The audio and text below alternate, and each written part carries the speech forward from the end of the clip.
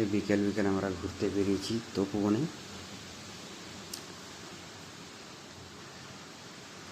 তপোবন যাওয়ার রাস্তাটা অ্যাকচুয়ালি আগে যে ছিল, আগে বহুত ঘন ছিল। এখন তবুও সাইডে সাইডে অনেক গাছপালা কেটে নতুন রাস্তা হয়েছে। যে রাস্তা দিয়ে যাচ্ছি আমরা এখন, যে রাস্তাটা, যে সামনের পিচটা, এটাই সদ্য হয়েছে, 1 বছর হয়েছে পিচটা হয়েছে। আর আমরা অ্যাকচুয়ালি তপোবনের যে এরিয়া, ওর মধ্যেই প্রবেশ করেছি। এইখান থেকে আর 15 মিনিট দূরেই তপোবন।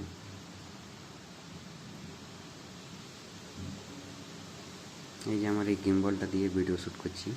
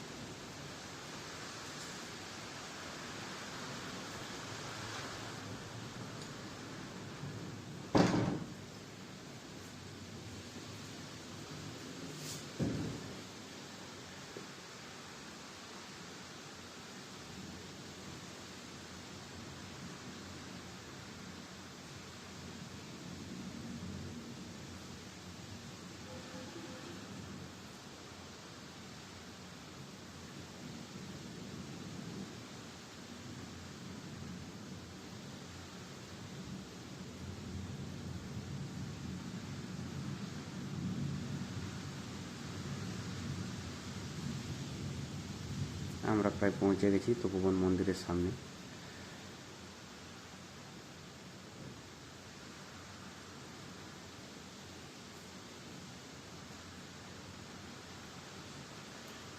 এই টার্নিংয়ে রাইট সাইডে তপোবনের রাস্তা।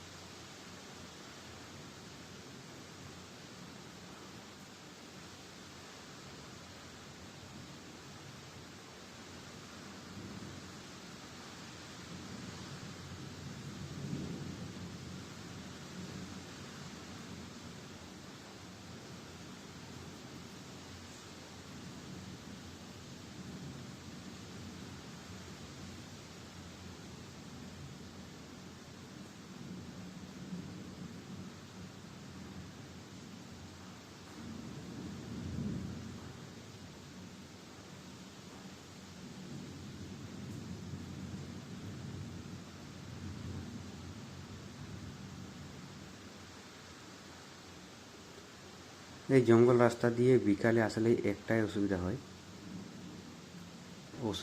অসুবিধা না, একটাই ভয়ের বিষয় থাকে, সেটা হলো হাতির ভয়। যে কোনো টাইমে হাতি চলে আসে এখানে রাস্তা দিয়ে।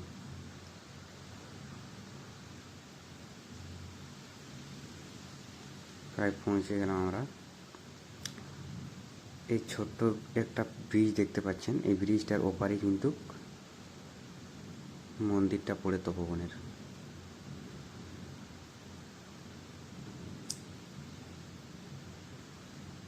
এইটা দিয়ে সবসময় লোক আসা যাওয়া করে মন্দির দেখতে, মন্দিরে প্রণাম করতে। ক্যামেরাটা আমার সেট হচ্ছে না, নড়ছি।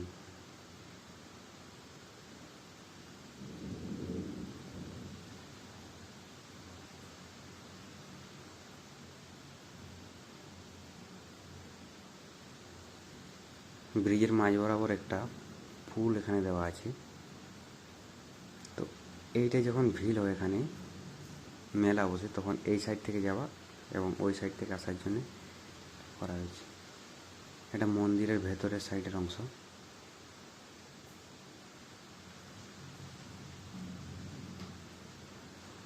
এই এলাকাতে মেলার সময় প্রচুর ভিড় হয়। মন্দির প্রবেশ করতে কিন্তু এখানে জুতা খুলে যেতে হয়, কারণ সামনে রয়েছে হনুমান ঠাকুরের একটা মূর্তি, এখানে হনুমান মন্দির।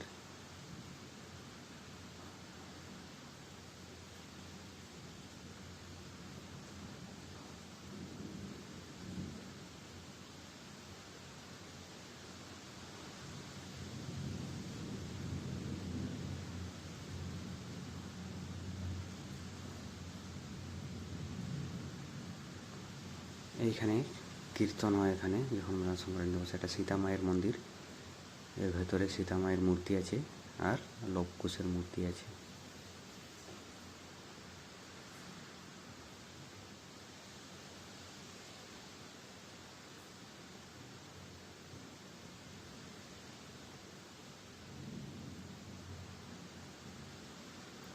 এখানে প্রণাম করলে যে ঋষি মশাই বসে আছেন প্রসাদ দেন।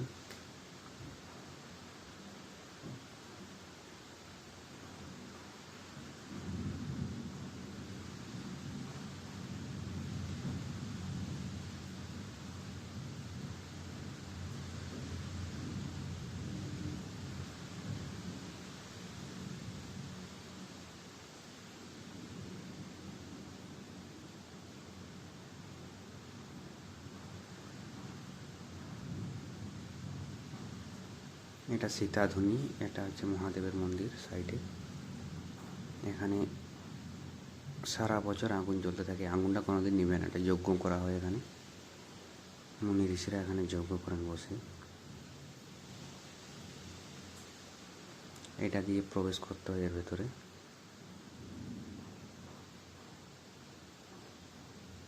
এখানে আসলে দেখতে পাবেন একটা আরটিজিও কূপের মতন। এখানে বিনা মোটরে এখানে জল পড়তে থাকে এখানে সবসময়।